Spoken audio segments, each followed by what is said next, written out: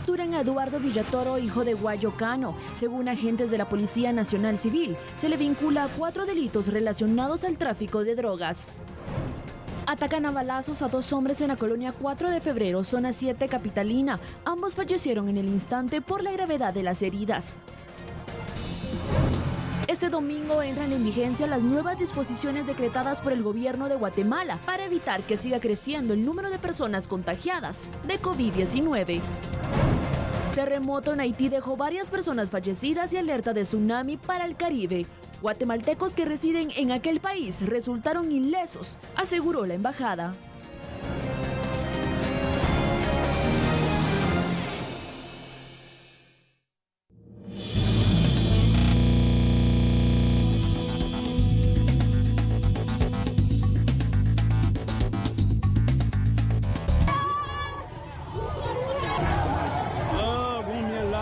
Inicier ça le gaz. Mais comment la vie a séparé en 2?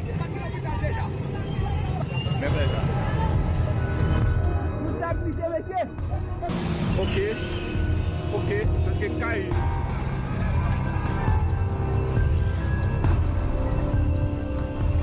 Ok, catastrophe.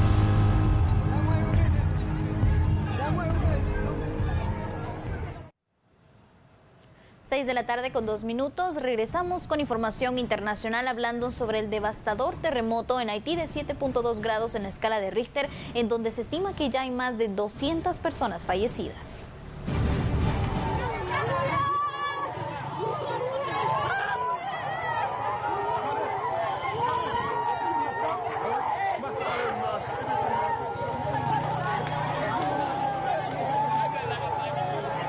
Un terremoto de magnitud 7.2 sacudió Haití, dejando al menos 200 muertos y derrumbes de edificios en este país caribeño, que aún no se recupera del devastador sismo de 2010 y que padece una crisis política y social en medio de la pandemia de COVID-19.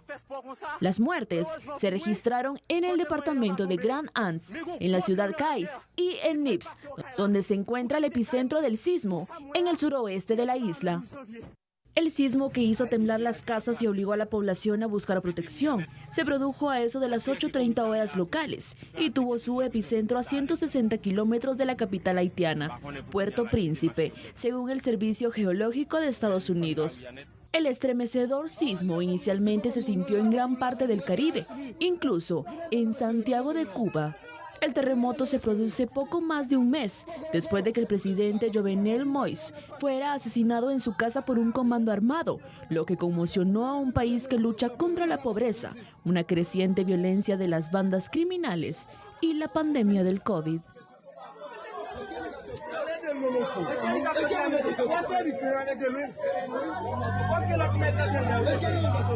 Definitivamente es una tragedia tras otra lo que se puede observar en Haití. De hecho, hace 11 años ocurre un terremoto similar al que ocurrió hoy, del cual todavía no se han recuperado. Imagínense.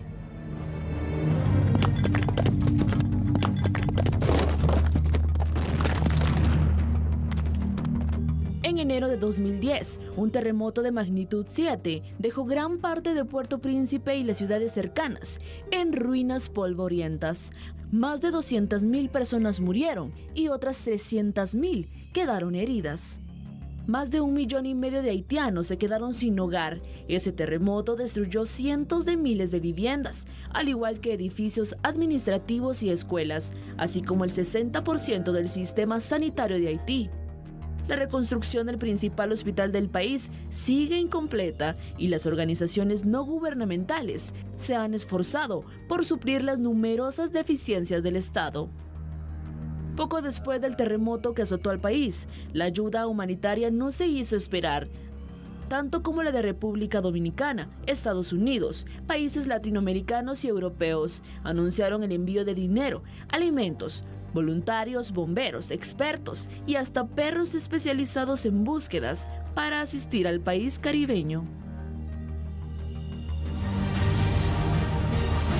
Se continúan avanzando en las labores de búsqueda y rescate, pero también ya hay disposiciones por parte de las autoridades en Haití, y es que según lo que se menciona, el primer ministro de Haití declaró estado de emergencia por un mes debido al sismo que se sintió en todo el Caribe.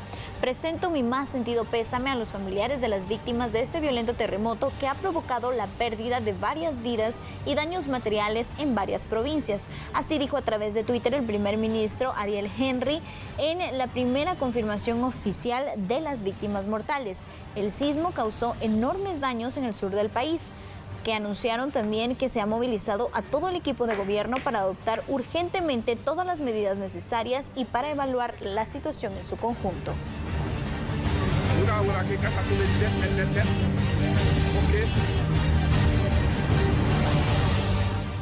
Mientras transcurren los minutos allá en Haití, ya se conocen nuevas alertas y también qué dicen las autoridades al respecto. Vea por favor y ponga mucha atención porque la Administración Nacional de Océanos y Atmósfera de Estados Unidos levantó la alerta de tsunami que había emitido con relación al terremoto de magnitud 7.2 en el sur de Haití, al determinar que ha pasado la amenaza de que se produzca este fenómeno. Según todos los datos disponibles, la amenaza de tsunami por este terremoto ha pasado y ya no hay amenaza, señaló también la NOAA en su último boletín sobre este sismo. Una hora antes que vigila la emergencia de posibles tsunamis en todo el mundo, había avisado sobre la posibilidad que se produjeran olas gigantescas entre 1 o 3 metros sobre el nivel de la marea en algunas costas de Haití. Sin embargo, todo esto se descarta.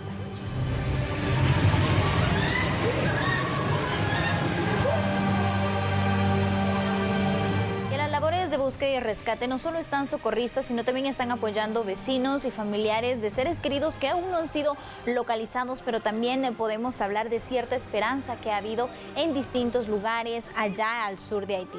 Cuando todo parecía estar perdido bajo los escombros, entre llanto, dolor y luto, familias completas iniciaron a buscar a sus seres queridos que se habían quedado atrapados. Algunos, por supuesto, no tuvieron suerte. Pero vea este video que usted tiene en pantalla que hace unos minutos también le presentábamos. Fue como un milagro. Personas lograron escuchar los gritos de auxilio debajo de las casas destruidas y al mover los escombros se llevaron la sorpresa que habían 2 personas con vida tras el terremoto. Así fue el rescate de un adolescente que es justo quien observa, quien tiene un vestido rosado, y este pequeño, quienes estaban cubiertos de polvo y atemorizados por lo ocurrido. Una situación que tiene bastante consternada a la población haitiana y de otros países.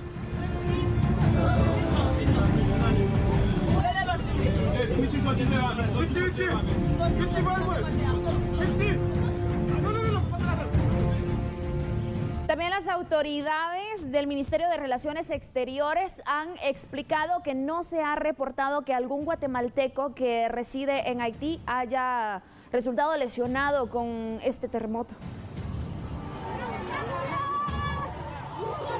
Un terremoto de magnitud 7.2 se registró en Haití este sábado y ha dejado más de 200 muertos y varios heridos, según el último reporte de las autoridades. Por parte de la Cancillería guatemalteca se indicó que hay 75 connacionales que viven en Haití. Por el momento no hay información de que alguno haya sido afectado tras este terremoto. Se dejó sentir un movimiento telúrico muy fuerte. Inmediatamente nosotros mantuvimos la comunicación con todos los guatemaltecos residentes en República Dominicana y minutos después, cuando supimos que el epicentro era en Puerto Príncipe, Haití, nos comunicamos con los guatemaltecos residentes en aquel sector, constatando que gracias a Dios ni en Haití ni en República Dominicana hay guatemaltecos que hayan salido afectados. Autoridades guatemaltecas señalaron que la parte sur de Haití fue la más afectada y la mayoría de los guatemaltecos están concentrados en el otro extremo, es decir, en la frontera con República Dominicana. Ya le habíamos mencionado anteriormente que tras el terremoto ocurrido en Haití se había emitido una alerta de tsunami. Sin embargo, minutos después fue levantada. ¿Pero qué pasa en Guatemala? Las autoridades indican que no podría afectar. Luego del terremoto de 7.2 grados que afectó a Haití, el Servicio Geológico de Estados Unidos emitió una alerta de tsunami, pero minutos después la levantó. Ante ello, autoridades del INSIBUME hicieron un llamado a la calma y reiteraron que ya no existe dicha alerta. Un sismo de magnitud 7.2 sacudió a Haití este sábado, según reportes del Servicio Geológico de Estados Unidos. El foco del sismo estuvo localizado a 10 kilómetros de profundidad y el epicentro estuvo ubicado a 8 kilómetros de Petit-Trou-de-Nips, en Haití. Se han reportado más de 30 fallecidos y bastante daño estructural después de este sismo. No existe ninguna alerta de tsunami. Nosotros como INSIBUME, ente oficial en el tema sismológico, continuaremos con el monitoreo. El terremoto dejó a más de 200 personas sin vida y cientos de heridos.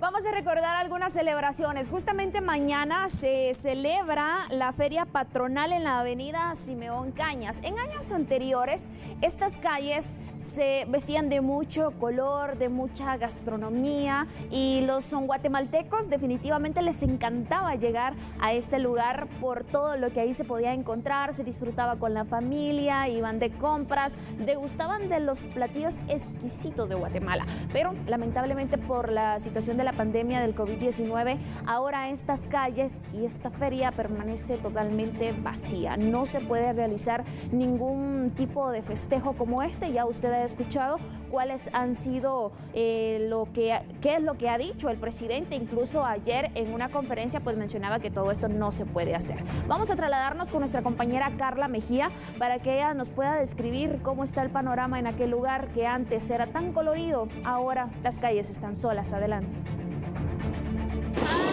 Hemos vivido una situación tan difícil en nuestro país y a nivel mundial con esto del coronavirus, sobre todo el saber de las restricciones. Aquí en la capital, cuando es el 15 de agosto, se celebra la Virgen de la Asunción y en el hipódromo siempre se hacía la feria.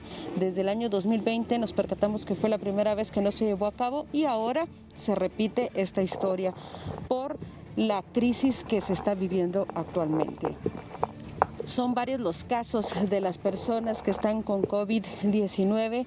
Muchos están luchando en los hospitales y otros que están tratando de pasar esta enfermedad en su casa. Y aquí todo está vacío. Si se dan cuenta, los carruseles no están funcionando, ni los otros juegos mecánicos que eran de utilidad para todos los niños y jóvenes que venían consecutivamente para pasarla bien en este lugar.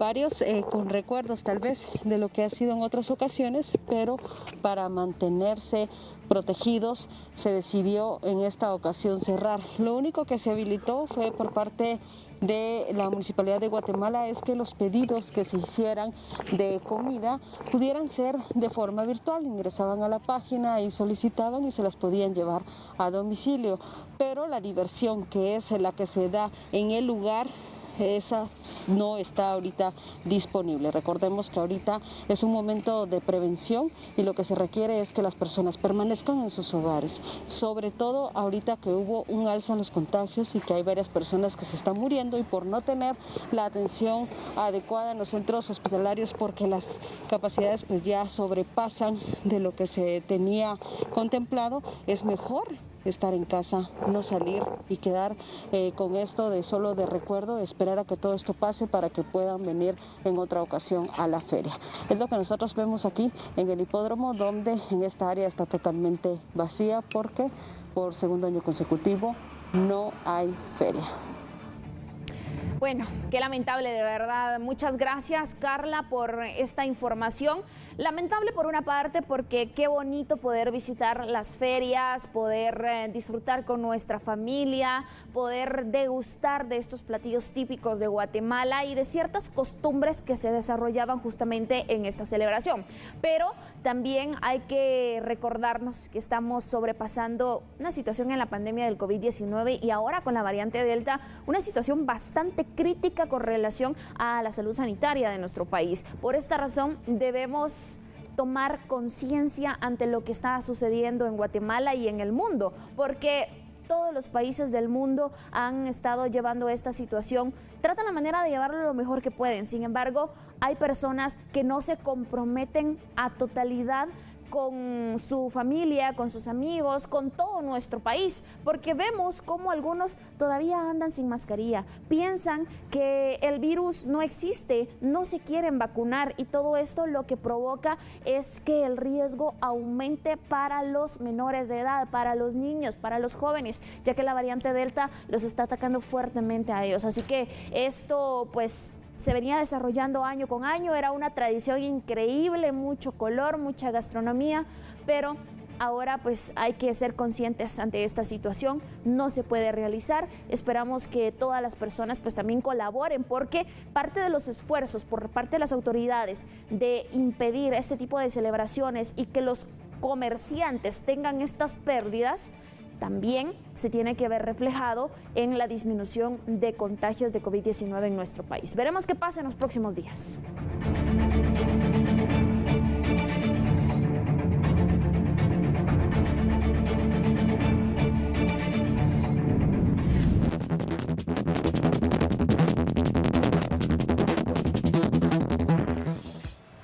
Tenemos información de última hora hablando sobre el trabajo que han realizado las autoridades de la Policía Nacional Civil. A esta hora ya se registran varias capturas a nivel nacional por distintas razones y hablaremos sobre las principales. Algunas se tratan de estafa propia, plagio o secuestro. Erika Maciel Garrido Pérez, de 35 años, fue detenida en Santa Cruz del Quiché. Ella está sindicada del delito del caso especial de estafa según una orden del juzgado de ese mismo departamento emitida el 11 de agosto del año en curso, pero en la zona 4 de Huehuetenango se registró otra aprehensión. Fue capturado Jorge Luis López, de 39 años, indicado de plagio o secuestro, orden emitida por el Juzgado Pluripersonal de Primera Instancia Penal de Huehuetenango el 5 de marzo también de este año. Y por último, Ismael Nájera Santiago, de 39 años, fue capturado en la aldea Ayarzá, Casillas, del departamento de Santa Rosa. Al identificarlo, intentó darse a la fuga abalanzándose sobre la integridad física de los captores, quienes le incautaron una pistola con 15 municiones y portaba la arma de forma ilegal. Así que ahí en pantalla tiene usted la captura de estas personas que ya fueron trasladadas al juzgado correspondiente de su departamento y tendrán que solventar su situación legal. Recuerda que toda la denuncia también es importante para que las autoridades revisen todo el proceso de investigación y puedan dar con estos resultados.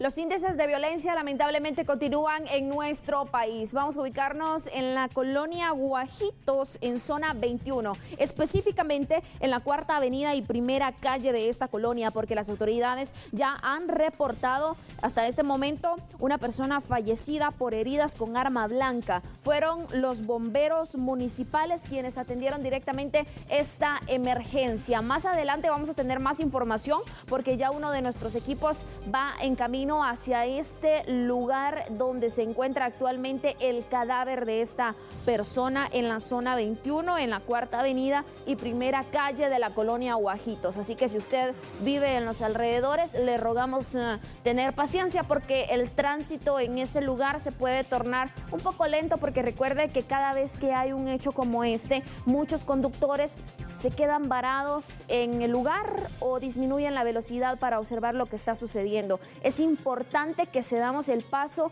a las autoridades, quienes algunos llevan sirena abierta para poder atender estas emergencias. El Ministerio Público llegará en tan solo algunos minutos, así que se va a iniciar todo este procedimiento. Mientras tanto, el área permanece acordonada por los elementos de la Policía Nacional Civil.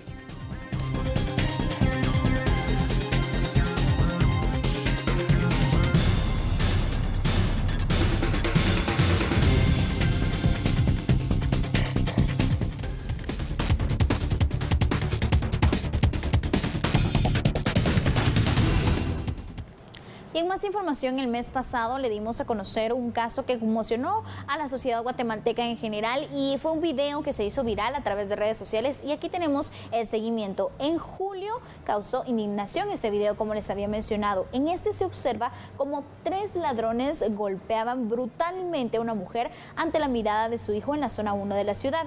En esa ocasión, las autoridades capturaron a Alexander Castellanos por supuestamente ser uno de los implicados en este hecho. Sin embargo, horas después quedó en libertad. Las autoridades del Ministerio Público indicaron que la víctima no quiso denunciar, por lo que el proceso no pudo continuar. Sin embargo, le hemos dado seguimiento a este caso porque un mes después de esta brutal agresión, las autoridades recapturaron a este hombre.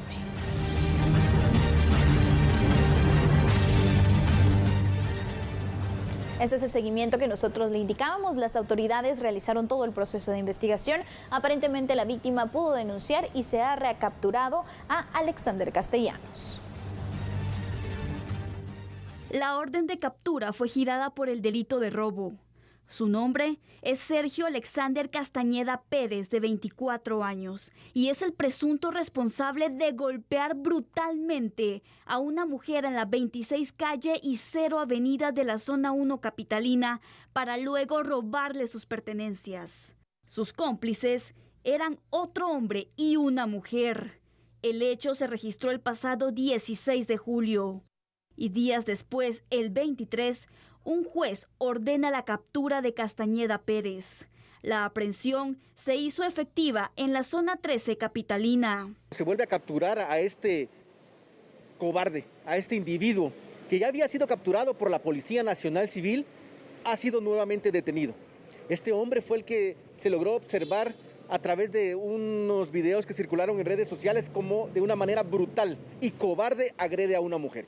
Ya se captura nuevamente con base a una orden de aprehensión a Sergio Alexander Castañeda Pérez, de 24 años. Él fue capturado en la 7ª Avenida y 8ª Calle Final de la zona 13, específicamente en Colonia Plaza de Toros. Allí es donde él habita. Sergio Alexander Castañeda Pérez anteriormente fue capturado por este hecho. Sin embargo, horas después fue puesto en libertad. Autoridades trabajan para ubicar a las otras 2 personas que aparecen en el video.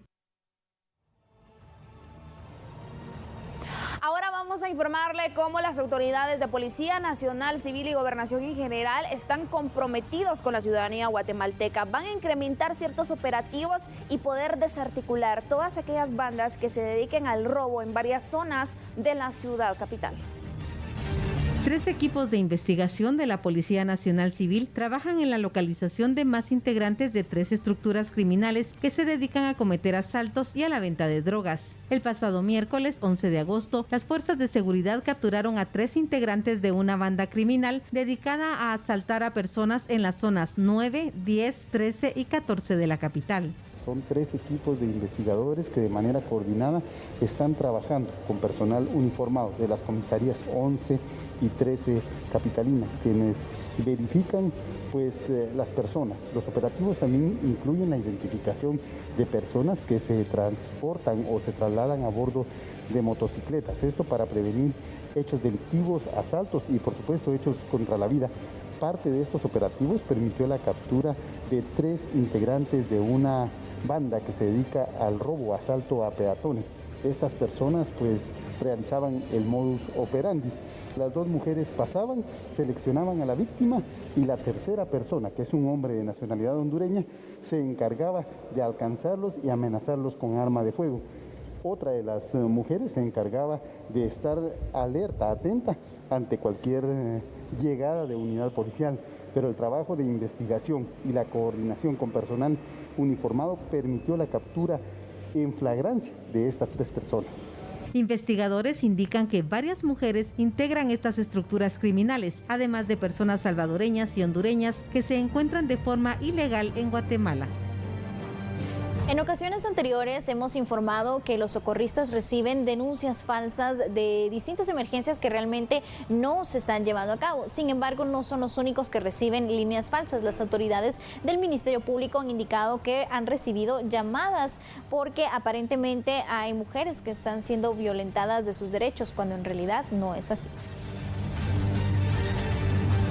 Mensualmente el Ministerio Público recibe 6.500 llamadas a la línea 1572 del Centro para la Atención a Mujeres Víctimas de Violencia Física. Sin embargo, el 5% de estas son falsas o se tratan de bromas de mal gusto. Lucrecia Vázquez, secretaria de la Mujer del MP, señaló que se ha trabajado en la actualización de la plataforma y de respuesta única a las personas que sí se encuentran bajo peligro. Porque era una forma de hacer dudas, preguntas hacia algo que mascarillas, donde conseguir incluso las bolsas que en aquel momento se les daba o los recursos, y nosotros se infló un poco con fuerza las llamadas que tuvimos que crear y modificar la plataforma de la recepción. Hay llamadas que por bromas, molestando, y entonces por eso es que este sistema filtra o baja y se dice desde que uno llama o marca que esa línea es única y exclusivamente para violencia contra la mujer. La funcionaria mencionó que aunque no se tiene un número definido de llamadas falsas, han ido en descenso, pero continúan, por lo que hizo un llamado a la conciencia a las personas que tomen con seriedad este servicio.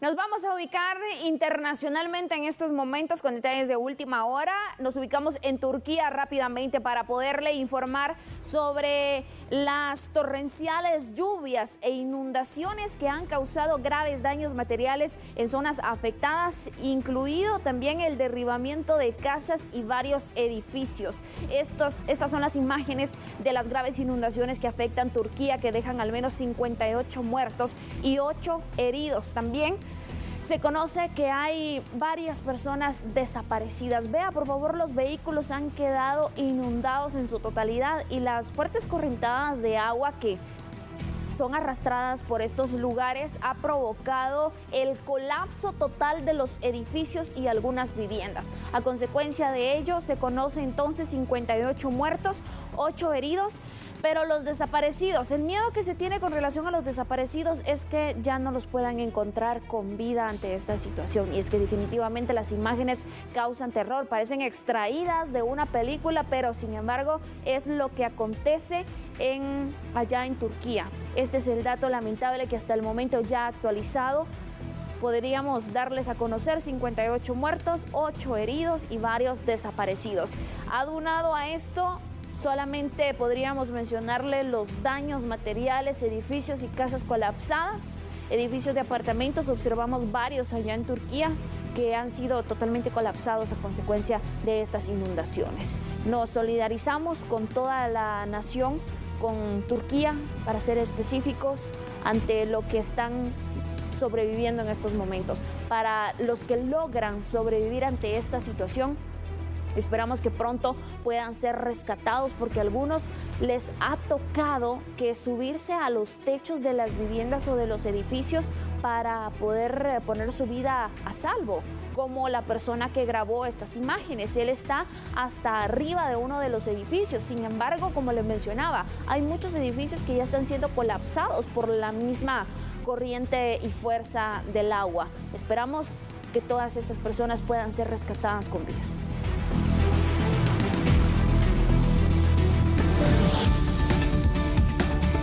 Eso con más información en TN23. Y a nivel general, la pandemia del COVID-19 ha provocado más contagios debido a la variante Delta. Pero algunas de las personas vulnerables son los niños y jóvenes. Según expertos, es bastante difícil identificar algunos síntomas, por lo que el riesgo de la enfermedad y de lo que genera dentro de su cuerpo es cada vez mayor. Actualmente sabemos que la variante Delta ya está aquí y se está expandiendo. Los casos de las hospitalizaciones aumentan y es una variante altamente transmisible, pero lo peor para los padres de familia es saber que los niños están en riesgo. Pero lo malo es que no están presentando síntomas de forma rápida. Sí, mira, ese es un gran problema que estamos identificando, especialmente en niños. ¿Sabes qué es lo que pasa? Es que el niño o la niña llega en su día a día, sobre todo si son menores de 5 años, todavía sobre todo si son menores de 2 años, porque el niño, aunque se sienta mal, tiene que sentirse muy mal para manifestarlo. Pero ojo, el gran problema es que con coronavirus, el problema es que en parte es una enfermedad silenciosa. ¿Por qué? Porque puedes estar desarrollando una neumonía, ¿sí? Bajar tu tensión de oxígeno muy baja y acostumbrarte o acomodarte a una tensión baja de oxígeno. Cuando tu oxígeno baja por debajo, casi siempre de 70, ¿sí? Ahí es donde el niño reacciona o se desmaya. Entonces, cuando tú te vengas a dar cuenta, ya es tarde. Y cuando lo llevas hacia la emergencia, ya el niño probablemente tiene un síndrome de coagulación intravascular diseminada o algo más. Entonces, por eso es que estamos viendo esa severidad. Gracias a Dios, no es en todos los casos, pero sí en algunos. Entonces, ese papá, esa mamá debe estar siempre atenta cuando un niño se siente bien, cuando se siente incómodo, no solo por si tiene fiebre o no tiene, es estar siempre pendientes cómo te sientes hoy. En el momento que el niño se vea que no se siente bien, que se siente incómodo, debemos de identificar. Lo más importante es la prevención, y algo que no estamos tomando en consideración es lo siguiente. De tratar de tener medidas con nuestros hijos restrictivas, de que no asistan a piñatas, de que no asistan al colegio. Más allá de eso, debemos de pensar en algo muy sencillo. Nuestros niños deben de estar protegidos especialmente de nuestros propios familiares, de los familiares que entran y salen de la casa. Sobre todo de aquellos familiares que no tenías contacto y que llegan y te saludan y te abrazan. Tú debes, como mamá o como papá, cuidar que tus niños en realidad estén en un círculo cerrado en términos de con quién entran en contacto. Si llega un tío o una tía, siempre mantener las mascarillas dentro de la casa y evitar abrazos. No es posible, mucho menos besos, ¿sí? Según el pediatra, es importante bañarse al llegar a casa, lavar las prendas de vestir y limpiar todo lo que se ingrese al hogar, porque el virus puede ser llevado hasta su vivienda. También vamos a mostrarle cómo la atención en el área de COVID-19 hasta cierto momento, según el reporte que dan las autoridades, se complica un poco en el hospital habilitado en Quetzaltenango, ya que se encuentra al 100% en su ocupación. El doctor Helmut Stevens dio a conocer la realidad que se viene viviendo a diario en el hospital de COVID Cefemerc, el cual se mantiene saturado en la ciudad de Quetzaltenango. Como siempre, las malas noticias continúan acá. Tenemos un lleno total de pacientes críticos, no hemos cambiado mayor cosa, sino al contrario, creo que pues, venimos con un incremento total de pacientes. Nunca han dejado de venir pacientes, tenemos un ingreso de 10 a 15 pacientes diarios graves. Creo que están esperando mucho tiempo en la casa. Pues ahorita lamentablemente tenemos un lleno total y pues ha habido necesidad pues, de decirle a algunas personas que pues, esperemos unas horas para darles ingreso o ver cómo nosotros movemos pacientes para poderlos ingresar. Pero la situación sí sigue terrible, ¿verdad? Los pacientes están complicados, los intensivos tenemos hasta dos pacientes en algunas unidades. Yo creo que pues, estamos llegando a una situación muy difícil que pues es lo que nos esperamos. Pues la verdad que si nosotros no tratamos de ayudarnos, pues nunca lo vamos a hacer, ¿verdad? Nosotros aquí tratamos de hacer lo posible, de apoyarlos siempre con algunos medicamentos, con el oxígeno que es importante, pero yo creo que la primer parte que tiene que ser de ayuda son ustedes mismos, ¿verdad? De la comunidad, de la gente. El doctor también refirió que hay que abstenerse de parrandas por parte de los jóvenes, que son parte de la alta estadística de pacientes en este nosocomio. Son las personas allá afuera, los jóvenes. Últimamente tenemos un alto ingreso de pacientes jóvenes que es triste y lamentable verlos, cómo están acá. Yo creo que tenemos que tener un compromiso grande entre todos, ¿verdad? Ya no más parrandas, ya no más cosas así, porque nunca vamos a lograr salir de esta cosa si ustedes no nos ayudan. Refirió que los pacientes ya rehabilitados fuera de peligro son enviados a su hogar para facilitar la oportunidad de ingreso a enfermos graves. También refirió que se les enseña a los pacientes a colocarse el oxígeno para que en su hogar continúen el tratamiento si es necesario.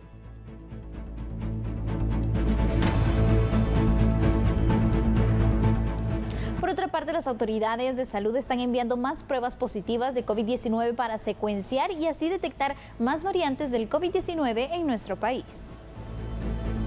Autoridades del Laboratorio Nacional de Salud explicaron que continúan con el envío de muestras para secuenciar y así detectar más variantes de COVID-19. El director del laboratorio, César Conde, explicó que el pasado domingo enviaron aproximadamente 80 muestras positivas de COVID-19 a la Asociación de Salud Integral para su secuenciación. Añadió que también se enviaron otras 100 muestras a Panamá. Se tienen previsto que los resultados estén listos en los próximos días. Los casos, ¿verdad? Entonces hacemos primero un PCR, digamos, de los que hacemos normalmente, pero que detecta poco. Y el PCR también le permite detectar alfa, beta y gamma. Lo que no le permite detectar es delta. Entonces ustedes, de todos los negativos que les salgan de eso, es que va a buscar los delta, por esta gran cantidad de negativos los que mandamos de secuenciar para que sea delta ahí. Entonces alfa, beta y gamma lo podemos nosotros confirmar acá.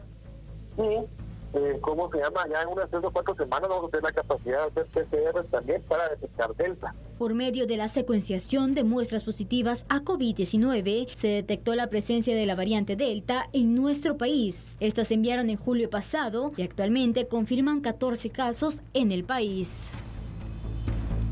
También el área de salud Guatemala Central dio a conocer que los diferentes laboratorios móviles que están situados en la ciudad de Guatemala van a atender a las personas el día lunes de manera normal, al igual que el domingo. Justamente ellos no van a gozar del feriado, así que cualquier persona que decida o que requiera hacerse una prueba del COVID-19 puede llegar a estas instalaciones.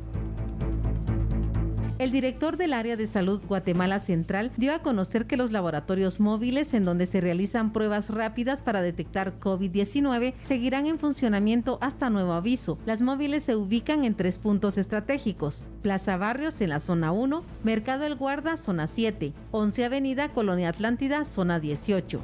Los laboratorios se encuentran funcionando de lunes a sábado de 8 a 14 horas. El área de salud Guatemala Central indicó que el lunes 16 de agosto algunos sectores gozarán del feriado por la fiesta patronal de la cabecera departamental. Sin embargo, los laboratorios móviles seguirán laborando. Por lo tanto, sí estarán abiertos el día lunes y continuarán desarrollando su actividad, máxime que la pandemia en la historia del país está en su punto más álgido. Por lo tanto, nosotros tenemos que corresponder de acuerdo a las necesidades. Para evitar aglomeraciones, el entrevistado sugirió buscar otros laboratorios en donde las personas con sospecha de haber contraído COVID-19 puedan realizarse la prueba en las unidades móviles. A diario realizan de 100 a 150 pruebas. Nosotros como área de salud conseguimos hace un mes más o menos una donación de parte del país de España, una donación de más de 100,000 pruebas, las cuales las estamos administrando lo mejor posible.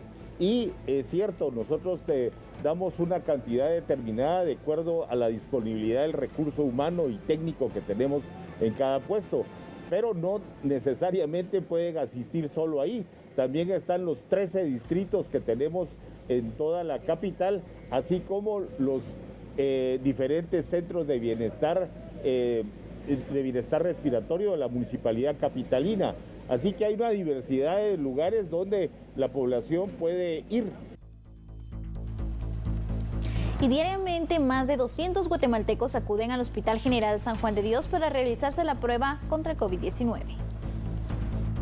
Entre 200 a 250 pruebas de COVID-19 al día se realizan en el Hospital General San Juan de Dios, indicaron las autoridades de este centro asistencial, quienes señalaron que en los días con mayor demanda realizan hasta 350 hisopados. Más o menos de 200 a 250 pruebas diarias, hemos llegado hasta 350 en un día de los complicados. Ahorita ya ya digamos la estadística está muy generalizada, muy heterogénea, ya no es un punto donde podamos decirlo, pero siempre lo más común son hombres. El funcionario indicó que la cantidad de personas que acuden a realizarse la prueba de COVID-19 ha ido en aumento en los últimos días.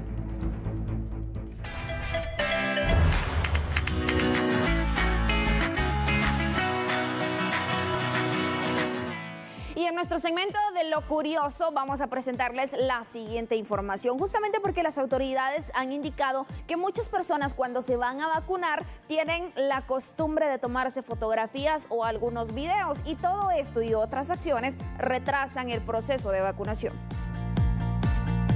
Seguramente usted ha observado en las diferentes redes sociales fotografías o videos de sus conocidos mientras se vacunan contra el COVID-19. Esta práctica se ha vuelto tendencia y en algunos países le denominan Vaxi, que es la unión de la palabra vacuna en inglés y la palabra selfie. Muchos documentan este momento. Sin embargo, esta y otras situaciones atrasan el proceso de vacunación, ya que muchas personas se tardan en buscar su mejor ángulo. Es por ello que en algunos centros de vacunación se solicita no tomarse este tipo de fotografías. El hecho de que la persona se tome la selfie, porque hay personas que en el momento que los quieren vacunar, ellos quieren ver la aguja en el teléfono, entonces ponen, ay, espere, no me gusta, y empiezan a cambiar el ángulo y realmente eso lo que hace es atrasar el proceso. Lo que se ha hecho incluso porque no se busca negarle a la persona la libertad de tomarse la fotografía, es que si hay algún soldado que esté disponible, el mismo soldado le toma la fotografía, pero lo que evitamos es eso, que la persona intentando tomarse la selfie obstruye el proceso de la vacuna. Mientras que en algunos centros de vacunación vehiculares, el atraso se debe a que algunas personas no cuentan con todos los requisitos para recibir la vacuna. Campo de Marte, a los vehículos, también sacamos un vehículo en menos de un minuto. La vez pasada hablábamos, en Campo de Marte hay personas que llegan sin haber cumplido los requisitos, hacen la cola completa y cuando llegan al puesto donde se chequea si están en el registro y no aparecen, hay que empezar a negociar con ellos. Miren, no lo podemos vacunar, por favor salga de la cola. Perdemos hasta 5 minutos discutiendo con las personas. Y 5 minutos discutiendo con un carro son 5 carros que no se están vacunando en el puesto de vacunación, ¿verdad? 5 carros en cada puesto, o sea, son 4 puestos, 20 carros que estamos perdiendo de vacunar en ese espacio de tiempo. Recuerde, si desea captar el momento de su vacunación, pídale a alguien que le ayude y acuda a los centros si ya está registrado y en los rangos de edad establecidos.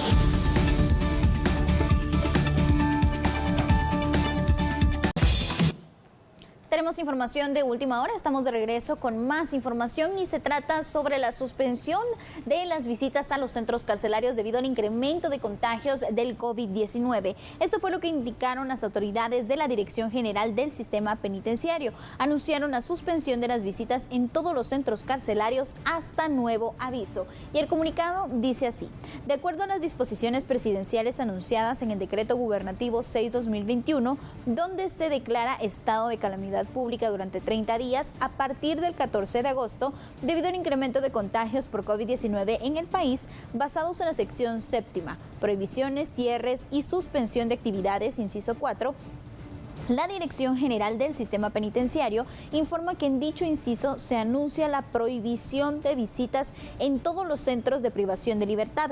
Es por ello que hacen un llamado a la población privada de libertad, a sus familiares y la población en general a mantener la calma y tomar nota de lo antes mencionado. Así que tome en cuenta esta información. Aún no se sabe o no se tiene directamente la información de hasta cuándo será suspendida la visita, ya que indican que será hasta nuevo aviso, pero estas informaciones que las autoridades de la Dirección General del Sistema Penitenciario han actualizado.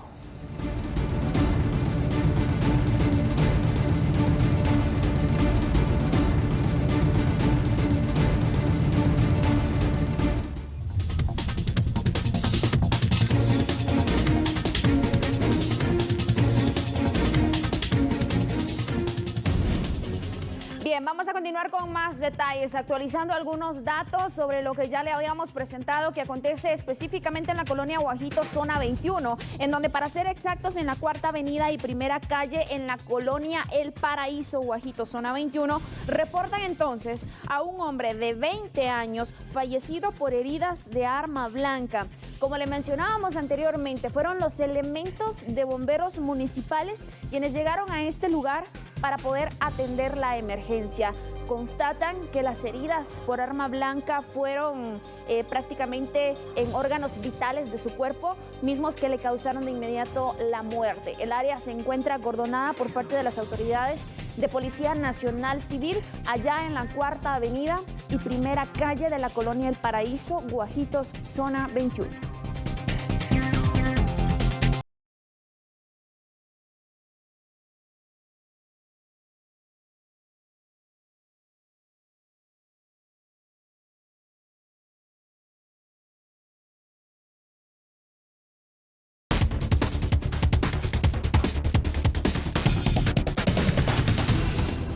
detalles sobre un accidente de tránsito que se registró en horas de la mañana a la altura del kilómetro 22 de la ruta interamericana. El percance causó fuerte congestionamiento vehicular.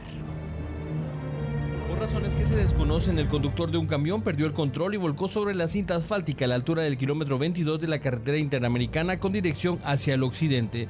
El vehículo de transporte pesado iba tripulado por 2 hombres. Personas que transitaban por el lugar dieron aviso al Cuerpo de Bomberos Municipales Departamentales, quienes a su llegada determinaron que no era necesario trasladar a los tripulantes hacia algún centro asistencial, ya que únicamente presentaban lesiones leves. El camión transportaba muebles plásticos y fue necesario el uso de una grúa para ponerlo en pie y retirarlo del lugar. El percance ocupó 2 de los carriles de la vía principal y ocasionó un fuerte congestionamiento vehicular. Oficiales de la Policía Municipal de Tránsito y elementos de Provial regularon el paso de los vehículos en la ruta interamericana.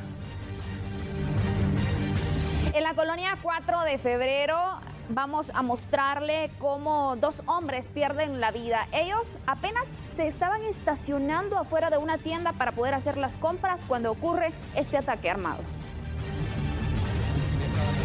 Vehículos se estacionaron sobre la 29 Avenida y 22 Calle de la colonia 4 de febrero, en la zona 7 capitalina. Se disponían a realizar compras en una tienda de barrio. Sin embargo, cuando bajaron del automóvil fueron atacados con arma de fuego por sujetos desconocidos, quienes sin mediar palabra les dispararon en repetidas ocasiones. Las víctimas del ataque cayeron abatidas sobre la acera. Vecinos del sector escucharon los disparos y de inmediato dieron aviso al Cuerpo de Bomberos Municipales. Paramédicos se presentaron al lugar y constataron que 2 hombres de 27 y 35 años ya no contaban con signos vitales. Sobre la 29 Avenida y 22 Calle, esto de la zona 7 en la colonia 4 de febrero. 2 personas lamentablemente quedan fallecidas tras un ataque armado. Estas personas son identificadas como Anthony Brian Kej, mexicanos de 27. La otra persona es identificada como Eric Osvaldo Baltasar Zapeta, de 35 años.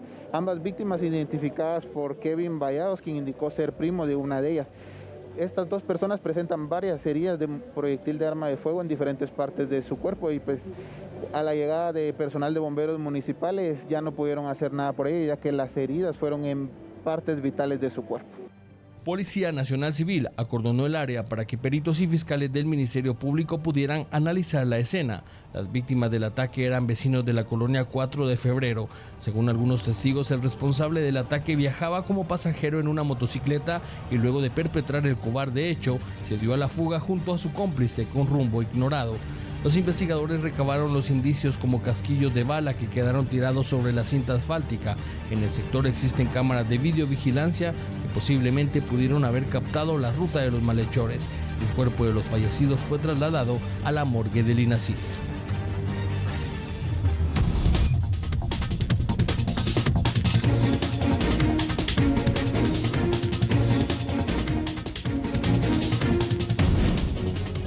A continuación les solicitamos discreción porque son imágenes fuertes las que nosotros tenemos acá en TN23 y le hemos estado dando seguimiento a un ataque armado que ocurrió ayer en la zona 10 de Misco, en la colonia Cerrito. Son fuertes imágenes y este fue un ataque a sangre fría. Vea usted, ahí tiene en pantalla cómo unos motociclistas estaban circulando en esta zona cuando decidieron bajarse y rápidamente buscaron a un hombre quien trató de huir y lo asesinaron, como les indicaba, a sangre fría. Se puede observar que aproximadamente le dispararon alrededor de 5 o 6 veces. Las autoridades ya tienen conocimiento de este video y estarán investigando quienes estaban involucrados en este hecho delictivo. Podemos observar también que iban bastante nerviosos al momento de realizar el ataque armado. Justo se observa cuando ellos llegaron al lugar, cuando se bajaron, se cae la moto. Uno de los delincuentes decidió pues recuperarla, rápidamente se bajó la otra persona a atacar de forma directa a este hombre, pero hay que mencionar también que del lado izquierdo de su pantalla se observan cerca de 2 o 3 personas, si mal no se puede apreciar. Uno de ellos logró ingresar a una de las viviendas, pero para la otra persona fue demasiado tarde y quedó justo en la puerta de la vivienda tratando de huir. Definitivamente fue un ataque directo, no se sabe cuál fue el móvil del hecho. Lo que sí es que en esta cámara de videovigilancia quedó grabada el momento exacto de este ataque armado a sangre fría. Las autoridades tienen ahí varias aristas para poder realizar el trabajo de investigación, no solo de la motocicleta, sino también de algunos rasgos físicos de estos delincuentes. Y es importante, Andrea, que estos videos lleguen a manos de las autoridades para que ellos puedan actuar. Definitivamente, acá se levanta entonces una investigación para determinar a cabalidad los hechos y posteriormente veremos los resultados. Yo me despido, pero sigue media hora más llena de información con las noticias del suroccidente de nuestro país. No cambie.